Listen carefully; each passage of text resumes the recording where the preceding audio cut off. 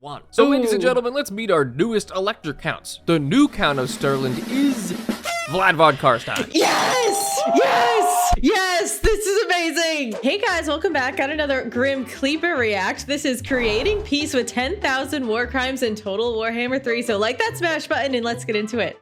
This video is sponsored by War Thunder. Do you see those rats over there? Well, oh yeah. I don't want to anymore. Total War Warhammer. Same. Finally, someone says it. Has mods that add World War I chemical weapons, steampunk mech suits, Cthulhuoid fish people, nuclear rat blimps, and a necromancer capable of raising unlimited undead. So naturally, I have combined. Yo, I need this mod. I need to raise unlimited undead. It will solve everything in my entire life. Find all of them to pit the Empire of Humankind, Karl Franz, and a steampunk Holy Roman Empire mod called Deithland against the entire world and the all-powerful necromancer Nagash. But are we really gonna purge the whole world, establish autonomy? There are so many mods. I feel like the game is about to break.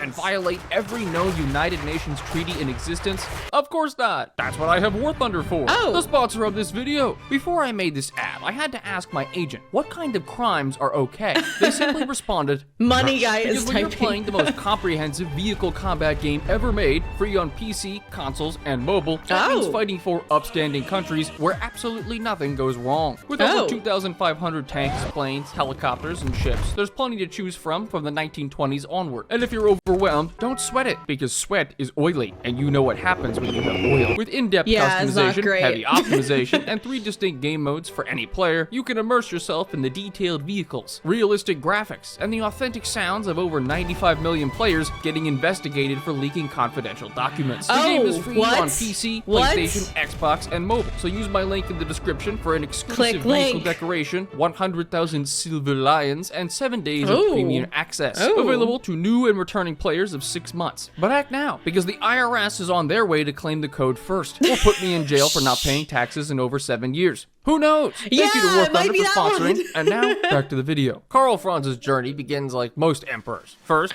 by getting a makeover, then looking out the window, noticing how the peasants are revolting again for lower taxes, and beating them into serfdom. My enemy is none other than the great Hans Frankenwerder, fighting for the right to change his last name. The College of Magic that dude agreed to send 1 wizard to help us out. So imagine my surprise. Wait, there's a College of Magic? Which faction is the College of Magic? I want to be them. On this occasion, they are aligned and will support you. A battle wizard is sent to accompany your forces. I need a battle wizard in my playthrough. So imagine my surprise when I pass the turn and there's 5. It seems underfunding the education system has finally paid off. They may have crashed the economy, but at least I can put them to work doing something valuable. Stealing. We could also start recruiting Fume Corps, the Deithland mod's lowest tier gunner troops. They're essentially the equivalent of giving an 11th century peasant a musket, a gas mask, then telling them to fight an M1 Abrams. The enemy army happens to have mortars, and I'd like my soldiers unbombed if possible. So it's time to use those college degrees by sending in my wizard to be shelled for 5 minutes. It's a lot easier when the other side has no ammo and you have plenty. Turn 4 and our starting province is united. Our wizard. One of the people you could get has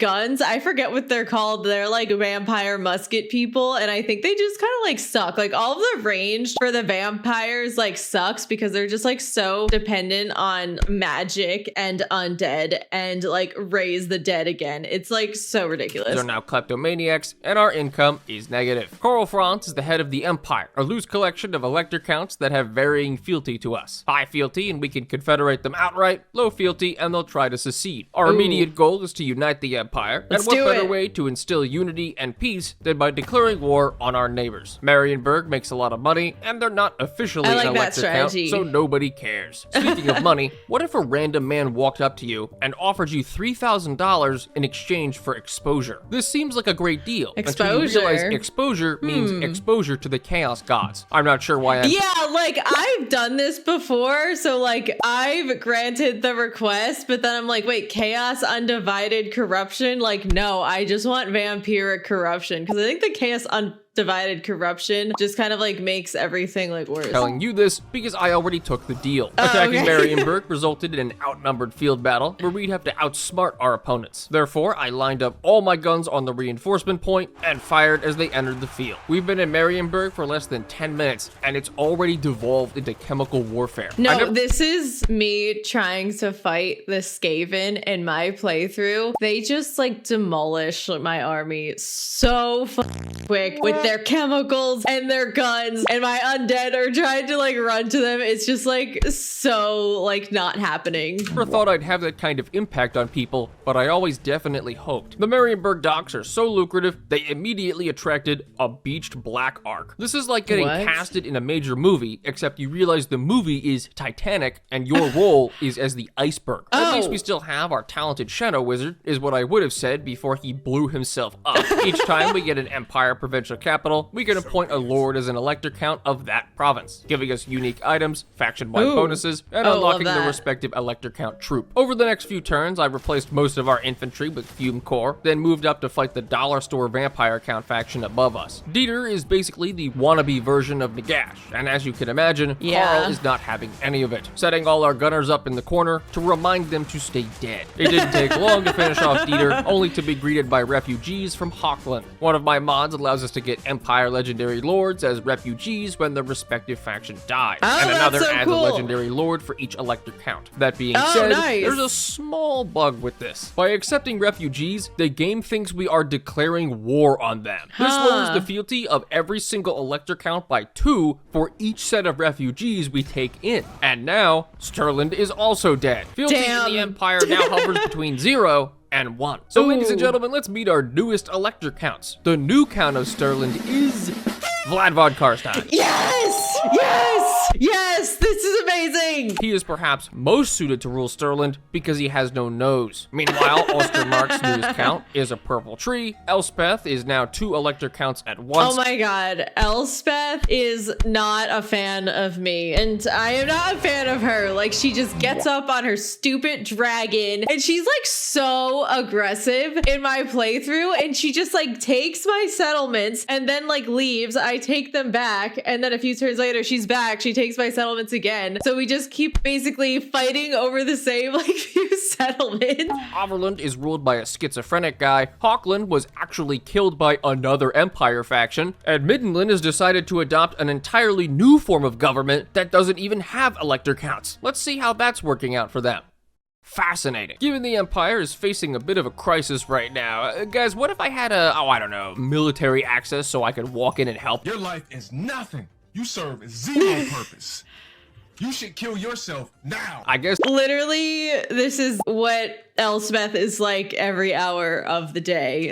I think this is like actual canon dialogue, to be honest. Now. I guess this means I have to fix it myself, starting with killing the Orc faction above my capital and reclaiming Middenland to get another elector count seat. It's guarded by the modded Famir faction, powerful spellcasters, but not very mobile. Sure, they can conceal themselves in fog, but that would only matter if we were aiming, and I can confidently say nobody in this army is. Carl has also unlocked a Pegasus mount, and I am bewildered it can fly with his fat ass on the saddle. I love the flying mounts. Oh my god. No, it's like some bullshit though. Vlad doesn't have a flying mount, and I mean, if he does and I haven't seen it, then that is definitely like a skill issue at that point, because I actually have 70 hours in my playthrough, and now I'm actually making my own gameplay video that's going to be fully scripted and edited, and I'm so excited. I don't know when it's going to be out though, but it will come out. A good thing that he's been able to block the enemy spellcasting with his face. Hey Carl, you okay there, buddy? This is why we have healing spells. For Carl, not anybody else. For an Empire soldier, being sucked into a soul vortex is an easy day on the job. Sure, we may have won the battle, but what about Nordland declaring independence? Or Overland declaring independence? Or Oystermark declaring independence?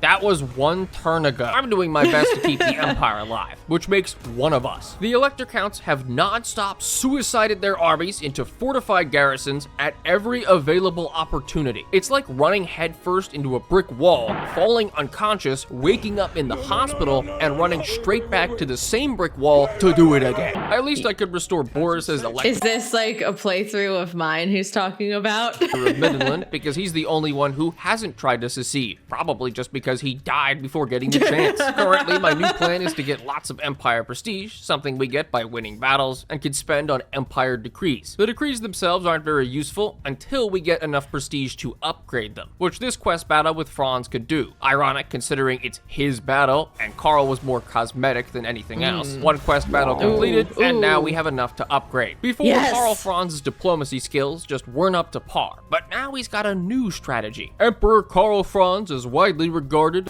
as the greatest statesman the Empire has ever known, if not the entire old world. Before we— Yes!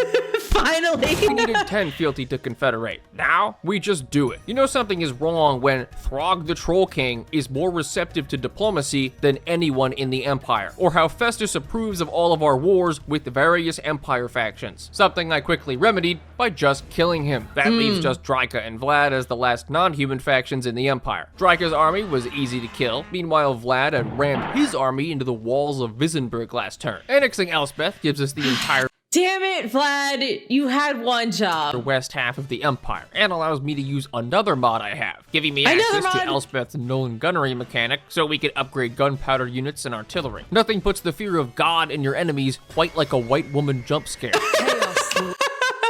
Okay, I need to like get on these mods. Like I have not used any mods, and that's a problem. Always be brought to order. Oh. Wrong person. Unrelated to the stability of the Empire, we now have a Nurgle cult. Now slow down there, Witch Hunter. Don't be deceived by the catastrophic amounts of Nurgle corruption, because I have a plan. It might also be related to the recent appearance of the Nemesis crown, but we'll get— Oh my god, I got the Nemesis crown in my playthrough too. To that later. First, Vlad needs to die, and Elspeth's army of Dithgard is the perfect answer. From this point forward, Dithgard are our new standard unit. There are anti-large axe locks, short-range carbines, and shotgun blasting rifles.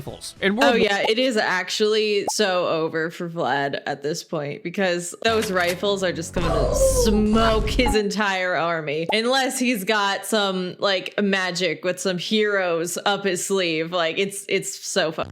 For one, Americans using trench shotguns was considered a war crime by Germany 100 years later, and I understand why. What I don't understand is this attack on Vertbad. I'm not surprised there's a chaos cult underneath. It's the Empire, let's face it, but I am surprised that they're helping me. All according to plan. Seriously. Tzeentch, after stubbing his toe. It makes about as much sense that Vlad is backed up by his best friend, Gorbad Ironclaw. Gunpowder armies make sieges a lot easier, although lava spiders, mangler squigs, and droves of high-tier orcs and undead being shoved through the gate didn't make it totally free. Vlad can spawn tornadoes on Elspeth's dragon, and Elspeth's dragon can respawn by firing a laser beam. This is called the water cycle. After we finish Vlad's faction off, he and every other vampire count faction won't truly be dead, because all the way south, Nagash slowly resurrects destroyed undead factions and confederates any that are still around. He even brought back Dieter, 500 miles away, and making the Walk of Shame. While Dieter regrets being brought back to life, Draika regrets ever being born, as an army of Empire soldiers bursts into the forest, claims to be defending themselves, and fires 7,000 bullets into a tree. That kind of noble behavior is what earns us Karl's Deathclaw mount. Karl is so noble that when Talbeckelin demanded a gift because I disrespected them, I gave them that gift.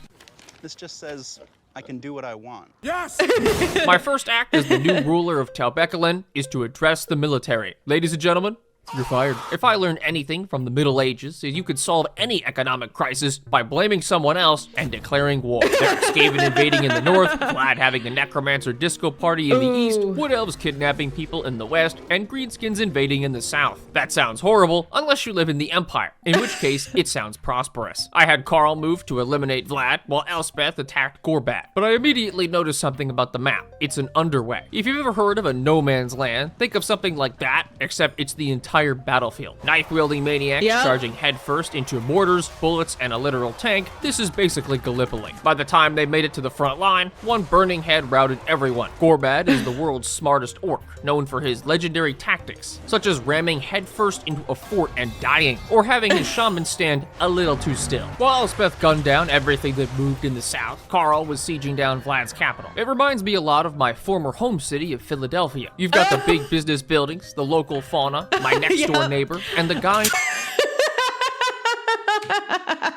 That was so funny. And this just got too real. Guys outside with guns. There's also Oh my god. To a random necromancer who decided to arrive as reinforcements. I just entered the map. Why do I hear boss music? I spent the first 10 minutes destroying one of the towers with mortars and realizing that maybe accuracy is important after all. I'm trying to siege a highly fortified castle with 2 stacks of infantry from Timu. They have an army of zombies, and I almost outnumber them. Fellas, gather. Oh yeah, like he's about to like smoke Vlad right now. Round, I have a speech to give. Climb And that. also, this mount is so badass. Like, all the flying mounts in this game are, like, amazing. I have a speech to give. Climb that wall, or I'm gonna shoot you. You might say these aren't tends to get the people going. like troops. No, not with that attitude. With the right mindset, anything can be anything. Like Karl Franz is now a battering ram. Unfortunately, it seems he's taken this to heart a little too much because he has stopped responding to orders and is stuck in the gate. What the fuck? I knew the mods were gonna start breaking this game somehow. Karl gets busy aura farming in the door. Our other heroes picked up the slack. My warrior priest just kept screaming about purging the Xenos and fealty to the god emperor, whatever that means. Maybe we'll understand in another 40,000 years. Regardless, it seemed to motivate everyone into point-blank shotting zombies and a bukkake party with Vlad. Given his poor performance, I equipped Karl with Wait. A bukkake party with Vlad.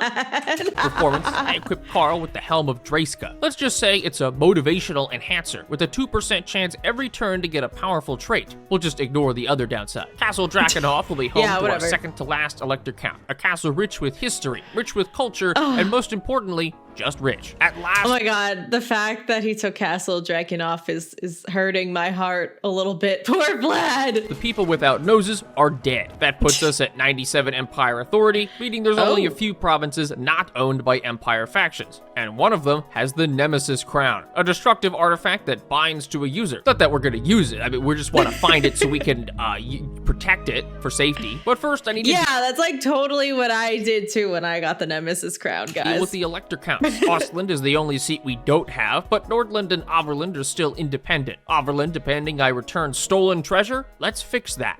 Marius Lightdorf, a man who takes advice from his horse Daisy and spends his free time slaying unicorns. He'll fit right in. He's also our newest Elector Count of Slovenia. The Elector Count of Marienburg is the former Elector Count. But actually, that's sad. The Empire took over Sylvania. Like, I could never let that happen. Hochland, the previous Elector Count of Visitland, is the new Elector Count of Zuidenland. Nordland is alive but ruled by the Count of Sturland, and the new Count of Sturland is just some random guy. This might seem chaotic, but at least it's not Middenland. We may have nearly all the Empire territory, but we do have to defend it. First from Azag declaring war, then from Kemmler. Nagash will eventually make his way upwards towards us, so eliminating as many threats as possible will help us later. Fortunately, one of our upgraded Emperor's decrees summons a temporary army anywhere on our land. It's not a very good army, but I can respect how they tried to kill Heinrich Kemmler, lose, then fight a second battle with the garrison as reinforcements, lose again, but inflict just enough casualties for us to win the third battle. Karl von Zeig. Yes, I love that. So this is kind of like my strategy too, because with vampires, you get the dead rise again. So if you lose a battle, but you can kind of like cause a lot of casualties on the other side, you get to just like raise the dead instantly and you don't have to wait for turns. So even if you've lost that battle, you can just like raise the dead and then attack that enemy again and usually get like a victory and kill them. And that is what I've done like again and again and again. Your service will not be forgotten. I recruited another army to defend and tried maxing out the Empire's credit card, only to find I'm not allowed to go into debt. I can't print money either because apparently that's bad for the economy. Don't believe me? Just Google Warhammer inflation. An army of all Elector State troops is basically like blindly buying a storage unit and finding its only contents is a single hobo. You then draft him into your hobo army and pay him an exposure. Thank God there's Elector Count borders or this entire army would be eaten by zombies. We may have won most of the Empire, but it's still plagued by enemy heroes. Now there's only one way to solve rampant hero-on-hero violence, which is to have one mega hero who out-violences all the others. In this case, it's a single witch hunter with a 100% chance to assassinate. His name, Victor Zaltspire. Our other problem is wars from Azag in the east and Throt to the north. Nagash will come from the south, and I really don't want to be dealing with anyone else when I get to him. I know Chaos is supposed to invade us and all that, but I've seen that future, and it's definitely not a pretty one. That means we need to declare war on all of the north and conquer everything, including the Chaos Wastes. First blood was drawn by Throt sieging besieging our northernmost city, 3 stacks of the finest Skaven infantry, which means clan rats and Skaven slaves. Meanwhile, I had brought 3 new units, hand-mounted mortars, a squad of snipers, and Danzigers. You may have heard of a double-barrel shotgun, but what about a triple-barrel shotgun? They don't carry more ammo, just more shots. Do triple-barrel shotguns exist in real life? I've never seen one, but to be fair, the only time I've really seen like shotguns is in Red Dead Redemption 2, so this is kind of like my entire framework for what kind of guns are out there. And by my American ancestors, I can see why. Skaven are probably the only faction that rival our firepower, with artillery barrages, rattling guns, and most importantly, running 2,000 Skaven slaves headfirst into our guns, no matter the casualties. Literally getting PTSD watching all these Skaven with their rattling guns. Despite maybe accidentally getting my leader killed, we pulled out a win and pushed the Skaven further north. Their army retreated too far for me to chase, and the battle also pushed me into bankruptcy, so I shot 2 rats with 1 bullet by forcibly annexing this Elector Count and making him fix it for me. His belief is that, and I quote, gun ownership is more important than basic hygiene. What? Gentlemen, get that man some Tylenol, because that's the kind of autism we need. We now have every single Elector Count seat, and the Empire is almost completely owned by Empire factions, except for 1 province of Wood Elves. According to these documents I just forged, that land is mine, and those elves are the aggressors, partly because they're stealing my land, and partly because they're hiding the Nemesis crown. Although I couldn't help but notice they have Empire soldiers in their army. Everybody knows the only cure for— Wait,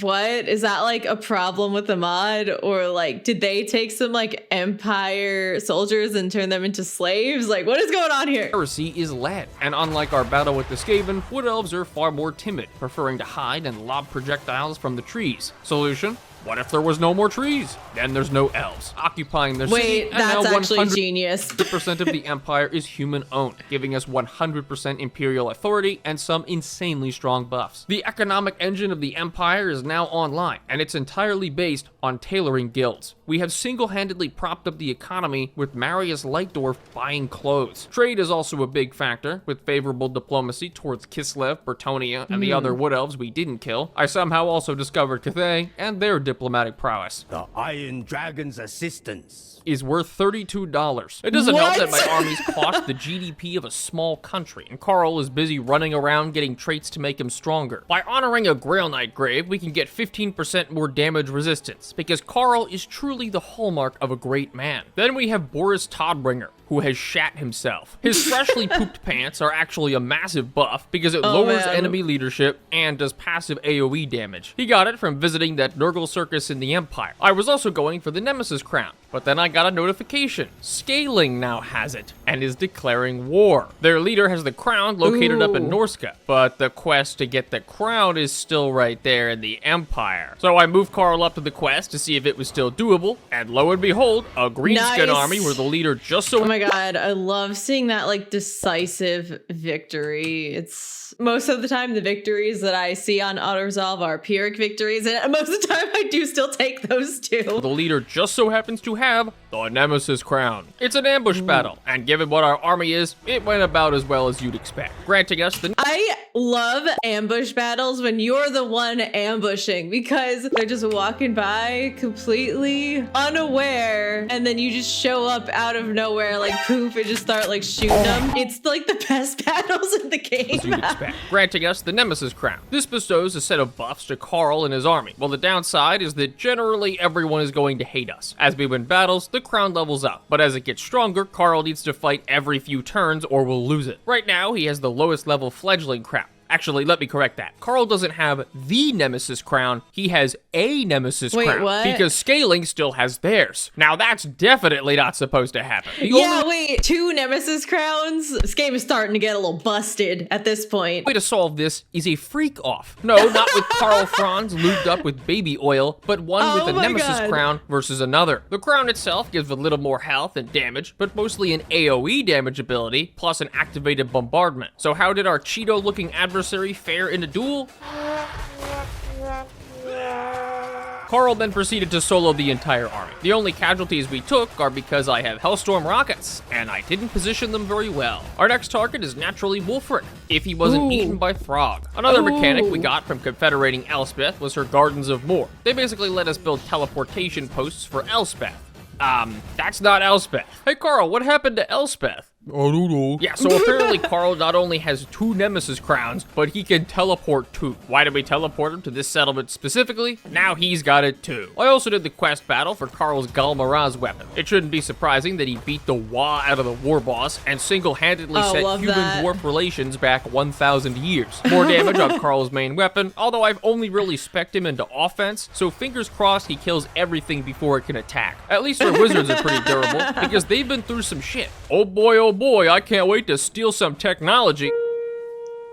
On the topic of blowing ourselves up, meet the Skaven. No, not those Skaven, these Skaven. Finding a warpstone meteor in my capital province. Now slow down there. That's bad. Yeah, Mr. Witch Hunter, I know this seems like we should get rid of it, but it does increase our research rate. Now, it does generate some Skaven corruption we can reduce, but the higher the Skaven corruption, the higher the research gain. It's a good thing Skaven aren't real, and if you think they— Wait, but the Skaven corruption, like, isn't his army is going to get corrupt by Skaven, and will he take attrition with the Skaven corruption, like, every turn? I'm not sure, but I like where this is going. It's a good thing Skaven aren't real, and if you think they are, you should report to your nearest witch hunter immediately. Our next natural enemy is Archaon, Throg 2, but I needed to lure him out first. Oh, convenient army of conscripts, can you sit over there in the ocean? My boy! Now our mad Count Marius Lightdorf can finish Throg. One of his abilities is literally lunatic ravings. Can't move for 40 seconds. Oh my God. Charged in and got immediately mogged by my 10-hero mystery gang. You only see 5 because the other 5 are in Marius's head. By the way, just in case I'm crazy, do you also see this blue force field? I have no idea what this is, but I do know it's coming from where Nagash's capital is. He's also now considered a new hegemon, so that's probably not good. The Nemesis crown is also not helping the Empire public relations team, so I've been giving away unwanted settlements for non-aggression packs. Bribery is a valid form of diplomacy, just like declaring war with Arbol. Arbol, the know what kind of blows my mind is that, like, people will get into all kinds of agreements for random settlements in this game and will pay you, like, so much money for it too. Like, when I was struggling how to get into, like, alliances with people, I kept agreeing to, like, go to war with people they were at war with, but then I realized you can, like, conquer a random settlement of someone you're already at war with and then, like, sell that to another person and get them to, like, go to war or get into an alliance with you or pay you like 300,000 gold. It's ridiculous. Defeated. Unfortunately, he's fighting Elspeth. Kill me! Seriously, yes, this is how I feel about fighting Elspeth too. Arbol may be dead, but the entire rest of the Chaos Horde isn't, because the very next turn, 3 Chaos armies. Although to be fair, this is like Archaon's Z team. Elspeth in a defensive siege is perhaps one of the most dopamine-inducing things in the world. She just flies around, casts Purple Sun, and glares menacingly until everyone is shot to pieces. She also has our newest unit, Pyre Hulks. Steampunk mech suits that look absolutely badass and fire bullets out of their fists. We're nearing turn 100, and I'm making a realization. That Refugees mod I have to gain other faction leaders works for every other faction too, and sometimes not exactly as it should, considering, for example, the Changeling is now Norskin, the same character who could disguise as anyone, which is why he's changed himself into the last thing anybody expects, the Changeling. My God, he's a genius. No, seriously, because I couldn't— Wait, is this character from a mod too, or is he just like in the game? Because if there's like a character that can change into any other character, like, that is going to mess me up. Not find him until the end of the battle. And of course, immediately after that, another Nagash Confederation, this time directly on our border. And if you didn't notice, Kemmler's back too. Fortunately, Nagash is busy having his backbones blown out by Grimgor. Either way, I still did the quest battle with Gotrek and Felix just in case. Wait, did they say protect Gotrek and Felix or bomb? Felix's first action was to damage a settlement, fail, and kill himself. Oh! Wow. I feel like it's fairly thematic for the Empire to have both a Skaven Meteor, a Nurgle Carnival, and now a full-blown Chaos Portal. Plus 100% from the region. Wow! And it only has the minor downside of playing Russian roulette. No, there's no bullets, just a 20% chance to blow up any region on the world map. What? Well, everybody. You feeling lucky? It blew up mine. But Chaos wasn't about to let us take the entire north without some kind of fight, and sure enough, both Archaon and Festus showed up to attack Elspeth. It was made easier by our witch hunter strolling in, shooting Archaon's lieutenant, and leaving unscathed. That hero, Prince Ogrex, actually has some real lore. He traveled with Archaon to help him get his super awesome sword, almost woke up the father of all dragon ogres, Kragnarock the Black, to get it. Then when Archaon's sword started screaming, he stabbed Ogrex so the dragon ogre wouldn't wake up and destroy everything. Archaon then went on to destroy everything. Sucks to suck, Ogrex. Archaon, lord of being a dick, sieged Elspeth, with Festus bringing up the rear. Archaon just tanked through our bullets and spells, while the rest of his army prayed to the Chaos Gods to become holy. Holy because we shot them a lot of times. Archaon got busy with the gate, only to find on the other side our big oily men ready to fist him. He died. Happy, paving the way for Elspeth and the Elector Counts to steamroll through the Chaos Wastes, eliminate Throg, the Demons of Chaos, and most of our Chaos faction. Franz has consolidated the entire Empire, and he wept, for there were no more Elector Counts to summon. But that doesn't mean there isn't another Empire faction. Goku, raise your children! Yeah, Dad, I miss you. Yeah, Dad, let's do something together. Let's go! I am supreme. One of the few Empire factions that starts all the ways away from the Empire in Cathay, and over the past 20 turns, I've been moving a hero over to his location. You see, this Unify ability doesn't confederate Elector Counts. It just confederates Empire factions. Any of them. So welcome to the Empire, Gelt. Oh my god, Balthazar Gelt has been busy. This is the Empire land I own, and this is what Gelt had. Gelt also brings his own special mechanic to us, his Colleges of Magic. We can use it to upgrade our spellcasters faction-wide, Wait, that's awesome. Winds of Magic cost negative 20%. This is what I need when I play Vampire Counts, because I run out of magic so quickly. get overpowered trinkets, and cast Apocalypse spells. We'll revisit those later. To do this, we spend arcane essays, and it just so happens I have 35,000. No doubt half my mages have been exiled for using AI to write their arcane essays, and a degree from the College of Magic is really a professional ChatGPT prompt degree, but my only requirements are can cast Fireball and not blow self up. The second is optional. I skipped ahead a fair number of turns, so I did miss a few important events. Chaos is almost gone. I sent an ambassador to the dwarves that don't exist. This Empire fort got sieged 5 times in a row, all because ogres can't climb walls, only for them to sack it for $0, then have Carl teleport on top of them and die. Meanwhile, Altdorf has 100% Skaven corruption, and a Tolean trading company offered to buy it. Well, of course I'll sell you my city. It's gone. Nice. What? We're at the point where Carl can easily solo armies, because the AoE damage from the Nemesis Crown and Nurgle trait melts everything nearby. He is quite literally a walking Chernobyl. Gelt, on the other hand, my god, that's so awesome. I dismissed temporarily so I could reset his skills and recruit him a much more fitting army than this trash. Recruiting one of every spellcaster in the game, fitting them with all their best spells and nearly maxed out, plus a few more other interesting instruments. Meanwhile, Elspeth was busy cleaving through the Warriors of Chaos. As she should. Upgrades to spellcasters apply to her too, and she already has good upgrades. I Casting know. a purple sun vortex costs 2 winds of magic. Overcasting it costs 1. Factor in life leeching that restores 2.5 winds of magic per cast, and these spells essentially cost negative mana, making Elspeth a one-woman doomstack. All right, I need to figure out how to do this. I feel like it would really change the game for me. Gaslights, gatekeeps, and girl bosses her enemies into a purple vortex. Her sieging down damn, Archaon's now you're starting to make me like Elspeth. She's literally my mortal enemy, okay? 47 minutes of purple suns, spirit leeches, and fate of Bunas killing 3 defending armies. With most of Chaos gone, it was only fitting that I accidentally trespassed on Malice Darkblade's land, so he responded by declaring war and proudly sailing his Black Ark straight into an iceberg. We allied most of the Order factions, including Cathay, Bretonnia, and the High Elves. They may hate me, but they don't hate my money. We're strength rank 1, Nagash is strength rank 2, and rank 3 is held by Bretonnia, because Lewin has the Sword of Cain somehow, and is using it to beat in the skulls of every elf in existence. High Elves, Dark Elves, Wood Elves, it's all the same. I don't hate you based on your skin color, I hate you because you're an elf. I also discovered and confederated Marcus Wolfheart, one of the only other Empire factions left alive. Meanwhile, Nagash to our south was getting scarier by the turn, not just because he now has 150 settlements, but because he has Vlad, not to be mistaken with Vlad. The game is beginning to unravel a little because Nagash is somehow duplicating his legendary lords. Also, oh my god. No, it's better than one Vladdy Daddy, two Vladdy Daddies! lords. Also, the game is no longer showing the names of lords above their army. I have no idea why. If Vlad can reproduce via mitosis, Kemmler probably can too. And Krell and Dieter. I've already noticed multiple Isabellas, so that's probably not good either. Yeah. That means there's only one thing we need to do. This is Destroy busted. Nagash.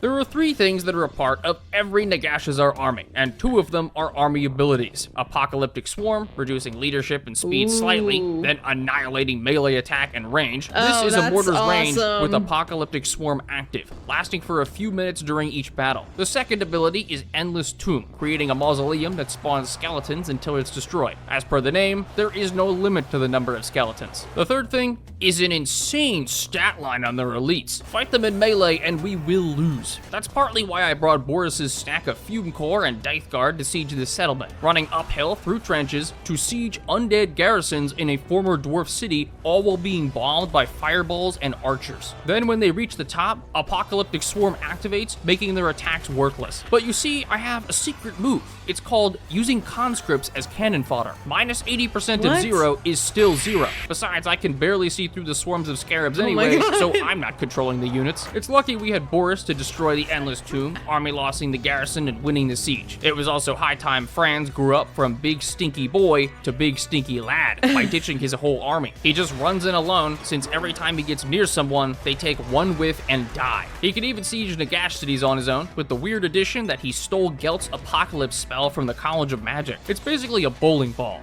A really big bowling ball. Gelt himself, on the other hand, just got this really silly army that vaporizes everything instantly. It has one of each spellcaster, this weird thing from a mod, and Hellstorm Just this casual, like, weird thing from a mod, guys. It's fine. and Hellstorm rockets. I may have too many heroes though, because some of the recruits transmute into goblins, and their movement is rather questionable. My witch hunter heroes, on the other hand, are completely fine. So hiring 6, then telling them to damage a city non-stop before I attack with Gelt? Walls? What walls? Gelt gives Hellstorm rockets more damage, and Elspeth's gunnery school has a neat little upgrade for them. More rockets. She also has a lesser known second upgrade called More Rockets. What? Not to be outdone by the third upgrade, Let me guess. Even more rockets? more Yes! rockets. To be clear, we're not firing at the enemy. We're firing at Gelt, and it just so happens to hit the enemy. We have okay. Gelt, Marcus Wolfhart, Elspeth, and Karl Franz, but missing one character I completely forgot about, Volkmar the Grim. He's basically our version of Pope Leo, but he starts down here, surrounded by Nagash, until I got the refugee notification that his faction died on turn 91. Volkmar fought nothing but undead in a single settlement and only now just died. And his reward will be an entire army of shirtless BDSM men. Sigmar's will indeed. Our other legendary hero, Marcus, got busy sieging down Vlad, or Vlad 2. I quickly realized the elite Nagash troops have a weakness, dropping a comet on their head. One meteor shower later, we climbed the walls and gunned down everything that moved in a choke point. As for Vlad, there are 20 soldiers between him and Marcus. There is a solution, people, and it's called a railgun. Vlad dying was one legendary lord down. No, it's always the guns that are gonna kill the vampires. I feel so bad for Vlad right now. But going further south revealed another, Arkan the Black. The Nagash mod gives him a new mount and juices his stats, but I figured Karl Franz alone would be enough to win with his level 5 Nemesis crown. Plus, you know, a certain spell. Oh my god. But there's a reason it's called Annihilating everyone. the Immortal Crown, because we received an immortal ass whooping from Arkan. Skeletons don't really have noses, so they're immune to Karl's ferociously smelly musk. Leveling everything into offense let Arkan barely eke out a win against Karl in a duel, stealing the Nemesis crown from us. And 3 turns later, he punted that shit into the sand, meaning we could no longer get it back. Karl would need a new strategy, one that involved a lot of artillery. Dythland rocket launchers, Gatling guns, and howitzers shooting over the walls. No problem. Getting attacked in melee? The artillery crew is made of pyre hulks. All my rockets are only anti-infantry? Not when you have this many. Karl vs. Arkan might not be favored for us, but it sure is hell not favored for him. We may have lost the Nemesis crown, but that might have been a blessing. You see, those 3 turns of Arkan holding the crown was enough to tank Nagash's relations with everyone, and they already hated him a lot. Dark Elves were fighting with Cathay, Skaven allied with High Elves, Bertonia Why are Skaven in aligning with high elves, because in my game, the Skaven are just like a faction that will not negotiate with me for like any reason, and all they want to do is kill me. So like, why are they deciding to like talk to high elves? This is actually kind of bullshit. Tolerating a Slaneshi demon faction just to kill Nagash. They call him the Great Necromancer because he raised friendship from the dead. Oh, that's Elspeth cute. and Cathay annihilated the Greenskins, and Gelt was casting spells like a man infused with 700 kilograms of pure cocaine. Activating his apocalypse spells, we can throw down volcano blasts, a map-wide movement snare, and a spell that literally turns everything in an area into dust. Nagash's capital was strangely easy to break through because it turned out he was hiding on an island to the south. I sailed Carl over, but there was no way he could fight Nagash and 4 whole armies alone. Unless... Unless. Counts. Carl, Oh my God, this is Elspeth, crazy. and Volkmar the Grim versus the armies of Nagash. The terrain wouldn't let me enter a 4th army, so it was a 3v4 with us outnumbered. And Volkmar's army is 2,280 flagellants. Naked? Check. Lubed up? Check. Unbreakable, ready Lubed to up too. sacrifice themselves to give our reinforcing armies time to get in position? Check. Because they were fighting Nagash directly, they all died. With Volkmar himself riding around on his Pope-mobile to stall the Necromancer. Carl and Elspeth's reinforcements set up on the other side of the map, but nothing seemed like it could stop Nagash's near invulnerability to physical damage. That is, until I remembered Elspeth's amethyst gunners have magic damage, letting us focus him down before he could cast. Wait, they're like shooting guns with magic damage though? Like that's pretty badass. Many spells. But even without Nagash, Now I'm thinking I should just do a playthrough as Elspeth, since she's the ultimate like girl boss gatekeeping gaslighter there is. our front line was overwhelmed instantly, and the saving grace was artillery crew Firehulks dropping their howitzers and becoming a new front line. Carl may not have the Nemesis crown, but he's still Carl goddamn Franz. Elspeth is still our edgy queen, and Volkmar somehow can't die. We I thought I was the most edgy queen. ground out the battle to a win, meaning no more Nagash. Until he revives himself years later, but that's not important. The rest of the factions were already taking all of Nagash's land, meaning that he had inadvertently ushered in an era of peace, just not the one he might have expected. I have 2 final things to say for this video. First, I had to record the whole video twice because all the footage and the replay files got corrupted. So thank you to War Thunder for Oh my god. If like all my footage for the video I'm working on was like gone, I would be like, I'm giving up. I don't know, maybe I wouldn't. Maybe I would just do the whole thing again at that point. Oh my god, the soul being crushing. very understanding when I push the video back and the sponsorship back too. My link for the game is in the description, so if you want to check it out, don't forget to use it. To get a bonus pack for new and returning players of 6 months on PC and console only. Second, I've been getting into another game recently, one that I think all of you might really enjoy.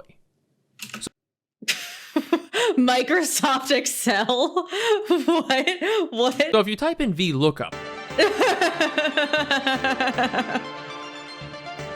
Thanks so much for watching, guys. I hope you enjoyed it. Please give me a like, comment, and subscribe to help me feed the algorithm gods. And let me know of any other videos you want me to react to.